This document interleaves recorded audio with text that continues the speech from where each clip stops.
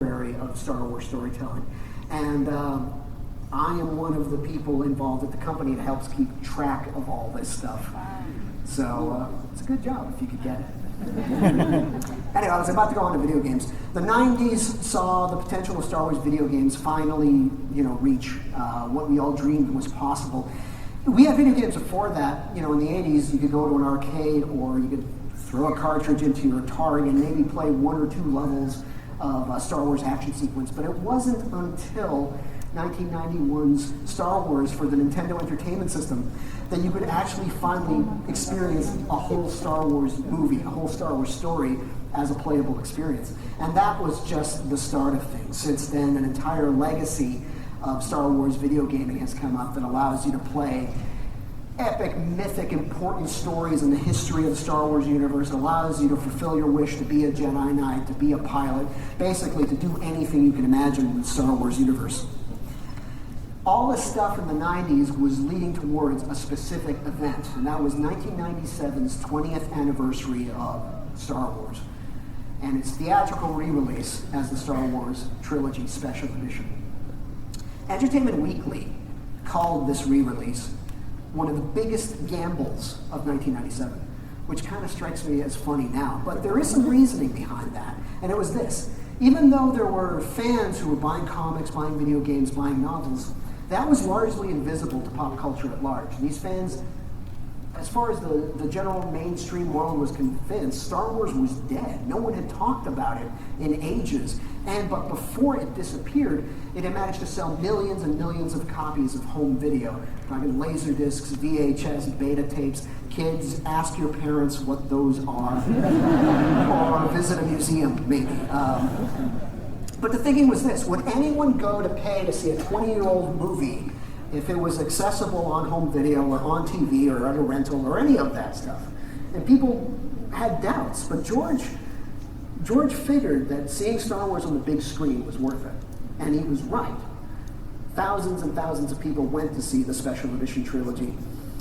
The also thing about this trilogy was that it allowed George it gave him a test bed for new filmmaking technologies that he was going to be employing in the creation of the next Star Wars trilogy, episodes 1, 2, and 3. So he went into the original movies and completed sequences that he had never finished before, and also, let's just say, modified visual effects that never pleased him the first time around. And that sparked debate online from fans who, discussing the merits of it all. The debate that continues to this day. But the point about that, yes, Han shot first, as that gentleman right there. But the point about that debate was that it was happening online. The return of Star Wars in the 90s was accompanied by the rise of the internet. And here, through the magic of Netscape Navigator technology, I bring you the very first Star Wars website, the official website that launched in November of 1996. And this was just one of hundreds of websites that was on the internet devoted to discussing what Star Wars was about. So what had happened is the return of Star Wars to the mainstream also came when fans were discovering that there were all these communities around the world that they could be part of, and they could discuss what's happening with Star Wars. The real modern age of Star Wars fans started in the 90s. And these fans are awesome. They are devoted, they're creative. They take the time to express their love of Star Wars with awesome creativity and talent, like creating costumes that rival or even surpass those that are seen in the film. One particular example I actually want to draw attention to are the R2 builders. These guys are amazing. They devote themselves. They're smart, tech-savvy fans who build their own R2 units. And we marvel at them because they build droids that are far more capable than anything that Lucasfilm ever built for the creation of the original trilogy. George often laments how awful it was to work with R2-D2 because the mechanics involved in making the droid work back in the day, they just simply didn't work. They would have to work around them. They'd have to cheat it. You'd build a bunch of droids, each one capable of maybe doing one thing, and if you were lucky, you'd get that on film. What the R2 builders managed to do is they build one droid that can do everything that R2 does in the films and more, and it's absolutely amazing. And so while fans were connecting to each other in the early 90s through the internet and whatnot, they were also connecting to Lucasfilm. And as I said before, Star Wars and fans, Lucasfilm has always had a great relationship with fans. Starting in 1999, we started hosting parties for them, official conventions called Star Wars Celebration.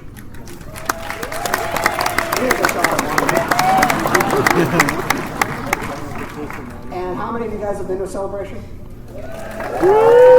So we've had, I think, 9 of them so far, including the last one was just a couple of weeks ago in Germany, where we had 20,000 fans attend. And that's what these things are. It's an awesome party of Star Wars fans that brings out tens of thousands of individuals. For Celebration, we create multiple days of programming that showcases what we have in the works, but more importantly, we put fans in the spotlights themselves. We turn the programming over to fans. They create workshops, activities, and attractions. Celebrations were so successful, in fact, that the organizers of the first D23 Expo actually met with our fan relations and events people at Lucasfilm to find out, well, what do you guys put into a celebration that makes it work so well? And I can't talk about fan events without mentioning the 501st Legion. And this is some of the members of the 501st. The 501st are a costuming group devoted to dressing up as Imperial characters, mostly stormtroopers, but also officers and TIE fighter pilots and everything. They started in 1997 when founder Alvin Johnson and a friend of his decided to dress up as stormtroopers for the special edition theatrical release. And they have since grown to thousands of members worldwide. And they're awesome. They operate independent of Lucasfilm, but we are always humbled by the work that they do. They are fantastic ambassadors. They do amazing work at children's hospitals where they just bring Star Wars to life for the kids who are at those hospitals. One of the biggest admirers of the 501st is George Lucas himself. And on the 30th anniversary of Star Wars, he arranged for 200 members of the 501st from around the world to accompany him as he was Grand Marshal of the Rose Parade. And this is a photo of that event. And we've got 200 stormtroopers, and we've also got, in Imperial uniforms, members of the Grambling State University High-Stepping Marching Band. It was an amazing sight to see. But George was a huge fan of the 501st, and we can't say enough about them. So, the thing about fandom now that arose in the 90s is it was proven to be really a multi-generational thing. Men and women who grew up with the original Star Wars trilogy introduced their children to it and wanted their children to be Star Wars fans. And even kids who were too young to watch the movies know Star Wars through the various expressions, whether it be Hasbro action figures or Lego Star Wars or more recently Angry Birds Star Wars. All these things. Kids know the characters, and it's great because what happens is they get the foundation there, and then it becomes an almost sacred rite of passage of when the parents decide to introduce them to the Star Wars saga. If you look on YouTube, there are videos that parents take of their children to capture their reactions when they watch the movies. It's pretty amazing. So for this young generation, for a lot of them, and also for everyone, the prequel trilogy became their Star Wars. And much like the original trilogy, these 3 films had lasting effects on the industry. Episode 1 came out in 1999, Episode 2 in 2002, Episode 3 in 2005, all directed by George Lucas. I could cite multiple examples of how they changed things. Just off the top of my head, for Episode 1 redefined what a movie trailer could be, made an event out of a movie trailer. It was the fall of 1998 when the first Star Wars trailer was going to come out. And Lucasfilm went out of its way to let fans know what movies would be playing the Star Wars trailer, and fans flocked to those films. I remember in my particular neighborhood, the theaters had to put up signs saying that there will be no refunds for Waterboy or Meet Joe Black. Because what was happening is people would pay ticket price, sit in the theater, watch the trailers, and then leave asking for a refund. It was also the biggest internet event at the time when the Episode 1 trailer went online. It surpassed the two biggest previous events was one of the Mars landings and the Kenneth Starr report. And kids, ask your parents what that is. But the trailer surpassed all of that. And in fact, it drew such attention that Apple went to Lucasfilm and said, hey, the next time you guys do a trailer, we'll help you out. We'll put it up on QuickTime. It'll look so much better. And that started the tradition that continues to this day. When you want to see what the latest trailer is, you often go to the Apple site, to QuickTime, to find out what the latest is. 2002, episode 2, its landmark effect on the industry was it was the first major film of its scale to be shot entirely without film. It was shot with digital video. And George had been an advocate of that for the longest time. He had hit the limitations of what film was capable of, and for these kinds of movies that he was making, it made absolute sense to do it from top to bottom, keeping it in the digital realm. It was unusual at the time, and now it's extremely commonplace, especially for visual effects intensive films. Episode 3 really pushed the envelope on digital exhibition. At the time, there might have been maybe 20, 25, 30 digital theaters that you could see it in, and now digital theaters are much more common. You'll be able to find them more readily than traditional film projection theaters.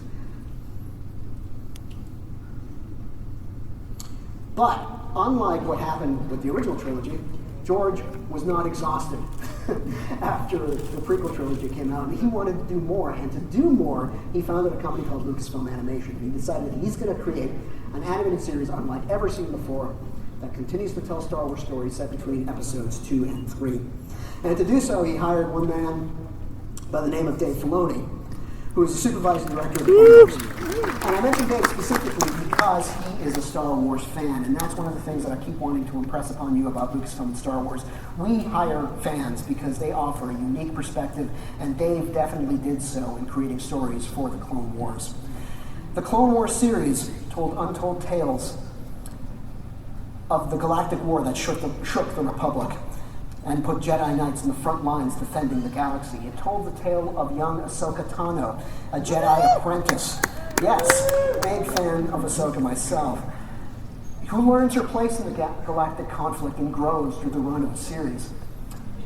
It put soldiers of the clone army into the forefront. Before Clone Wars, these guys were just anonymous characters. After the Clone Wars series, they were heroes. And what's great about this is it often told stories about a unit called the 501st, named after the fan group itself. It deepened the mythology about Jedi Knights and characters, Jedi Knights and the Force. It created new villains and resurrected some old ones in a rather memorable style. And more so than that, it did all this with an animation style that was unlike anything seen on television. You were literally getting a 22-minute Star Wars movie every week. The Clone Wars has recently ended its broadcast run with over 100 episodes. That's over 40 hours of additional Star Wars storytelling from George Lucas, and there are more stories yet to come on this front. So that's bringing us into the modern age. And if you look back in the 80s, there's evidence of people who wanted to play in the Star Wars universe and wanted to make it part of their experience. But it wasn't that common. You could probably count it on your fingers and toes. But there are a few memorable examples like this.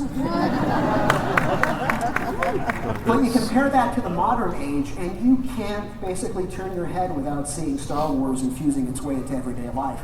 Whether it be as a Mr. Potato Head mashup as Darth Vader, or whether it be Seth MacFarlane and the guys at Family Guy having fun with Star Wars, or Seth Green and Matt Sedgwick having fun with Robot Chicken. Or next year, as you'll see, when Phineas and Ferb have their Star Wars. But the point is, the line between pop culture and culture has essentially blurred. Star Wars is part of the culture. Also in this post-movie era, I gotta say, especially for this audience here, Star Tours return. And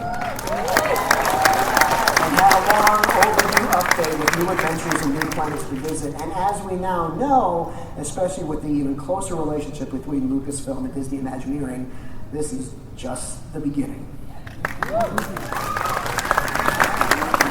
So, George Lucas had talked retirement for a long time, but he never really got into specifics until May of last year, when he named Kathleen Kennedy as his successor to run Lucasfilm. And she is an amazing filmmaking talent. She's got over 60 films to her credits, including such landmark movies as E.T., Jurassic Park, the Back to the Future films, Indiana Jones. No one said it specifically at the time, but it was pretty easy to read between the lines. You do not hire so active a filmmaker without thinking of a future of active filmmaking. And that became clear in October when word got out that George had signed a deal that brought Lucasfilm and Star Wars as part of the Disney family. that deal came the announcement of a new trilogy of Star Wars film. Well, it's more than that. It's a whole slate of entertainment. It's new movies, new television, new games, new attractions. Kathleen Kennedy began assembling a brain trust of talent to shepherd the future of Star Wars. So the first new entertainment that's going to come out of the gate is a new animated series called Star Wars Rebels. And that's coming to Disney XD in the fall of next year. And it brings Star Wars back to its roots of scrappy underdogs fighting against an overwhelming imperial foe. Dave Filoni from the Clone Wars is serving as an executive producer alongside Greg Weisman and Simon Kinberg. And then in 2015, actually before I move on, I'm curious right now, this is me pretending I have an earpiece. We have pins related to Star Wars Rebels available at the Evolution of Darth Vader attraction floor exhibit after this event. So, if you want to get a Rebels pin, please go there and pick one up. Now, that brings us to 2015, and what comes next is the movie that everyone is asking us to get information about. But this man is standing over my shoulder to make sure I don't say anything. No, I know. We're all dying to talk about Star Wars Episode 7, but we're not there. We can't talk yet. We can reveal what's been said. I mean, Michael Arndt is the screenwriter for it. You know him from Toy Story 3 and Little Miss Sunshine. And he's working in consultation with screenwriters Lawrence Kasdan and Simon Kinberg. J.J. Abrams is directing it. And it was recently revealed at Celebration that John Williams, maestro himself, is returning.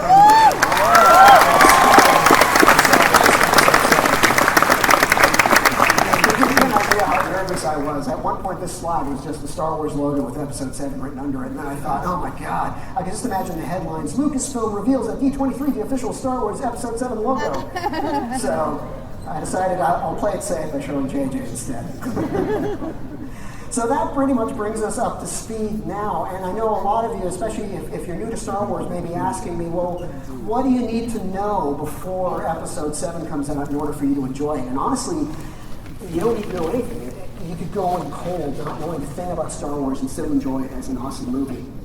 But it does build on this amazing 36-year legacy by people who know and love Star Wars inside and out, and for fans who have been there since day one. So it's going to be a return to a favorite place, as well as a chance for all new discoveries. And it's just the start. There's going to be Episode 8, Episode 9, and other standalone films that exist outside this trilogy. So that brings us up to date, and I am now going to open this up to questions. We've got some microphones somewhere around the stage crew will point you towards. And I will do my best to answer your questions, but please understand that I may have to skillfully evade them because there's a lot about the future that I can't quite discuss yet. So are we all set to go? Let's start right here. Sir. Any word on the remaining Season 6 of the Clone Wars? Yes. That might be revealed?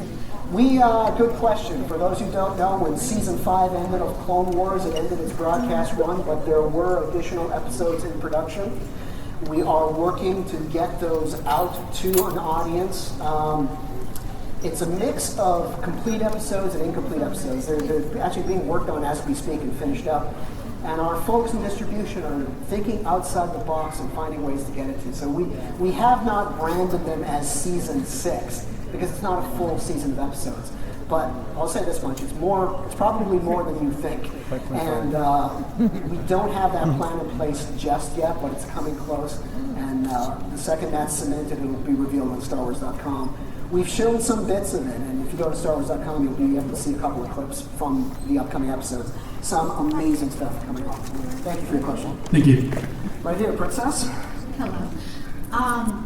I, along with I'm sure many other Star Wars fans, may have noticed that the movies that I originally watched when I was a kid that got me into Star Wars you're 22. have little differences now that they're on DVD. So my question is, do you know if Disney is going to ever re-release the unedited versions that don't have the changes that are different than what we remember watching originally? There's definitely interest in that, and I'm going to watch me skillfully answer this. If you ask George Lucas, his definition of what the Star Wars movies are the latest iteration that was available. And that's what he's interested in presenting to the public as what represents this film. Well, when I say that, I want to put an asterisk on that and say never say never. Because if you had asked George 2 years ago, he probably would have said there will never be an episode 7. And now here we are with episode 7 on its way. So there are no plans, but anything can happen. Thank you. I won't even talk about an episode 7 question. And I thank you for that. Pertaining to Star Wars Rebels, though, what time period will that take place in? So Rebels takes place between episode 3 and episode 4. So it's before the events of New Hope. So basically the Galactic Empire is in power, it's authoritative, it's an awful place to be in, and there are people who are willing to fight it. And that's what I can tell you. Will there be any other stories of Jedi or placed in there? Or? Well, I'll say this much. The Jedi in this era are all but extinct. As you know, there's only a couple that are in hiding, but their influence is over the galaxy, and I would not be surprised they cast a long shadow, so I think you'll see the presence of Jedi in one way or another in the series. Thank you. Thanks. That was just my question. But so what I'll ask now is, with all the projects that were up and running before Disney acquired Star Wars, and they kind of fell off the earth, like Star Wars Detour that Seth Rin was doing, any of those projects, are they going to come back in any way, or did they bite the dust? Now, what happened was those projects started off with before Episode 7 was ever a reality. And Episode 7 required a reality check across the board to say when's the right time to do projects like that. And it turns out the powers that be decided a comedy series would not be the right lead-in as we go into this new future of Star Wars storytelling. But that doesn't say, the work is fundamentally done on a lot of it. That doesn't mean that it's off the face of the earth altogether. When the time is right, we'll look for the best way to make that content available. Thank you, and no Jar Jar. Hold on, let me write that one down. ABC question. No hype. Underwood. This way. Since no one's asked it yet, in any of the future movies, either Episode 7 or the spin-offs, will we see Mara Jade or Janiyah Solo? That gets into talking about the content of future movies, and I'm afraid I can't answer that. But is it something you want to see? Oh, yeah. Okay, all right. Well, I'll make a note of that. Yes. Hi. I was wondering if there's any talk of bringing Star Wars weekends to Disneyland. As opposed to just Disney World, because there's a lot of people in California that would like to have Star Wars weekends. I'm afraid I'm not involved in this discussion, but I've heard that sentiment expressed, and I have a feeling that Disneyland its Star Wars presence is only going to increase. So, yeah. And I've been given the mark that we have one last question, so sorry. I went longer than I thought it would. Yes, sir. Quick question. You mentioned the Star Wars The Adventures Continue, and that being only the beginning. Can you extrapolate on that? Is there anyone from Imagineering here who would like to tackle this question? Oh, I wish I could answer that, but I cannot. Harass anyone from Imagineering that you managed to run across, and hopefully maybe you can twist their arm and get something from them. All right, thanks. Sorry. That is the conclusion. I want to thank you all for coming. I've got to fight the gas, so thanks for coming, and may the force be with you.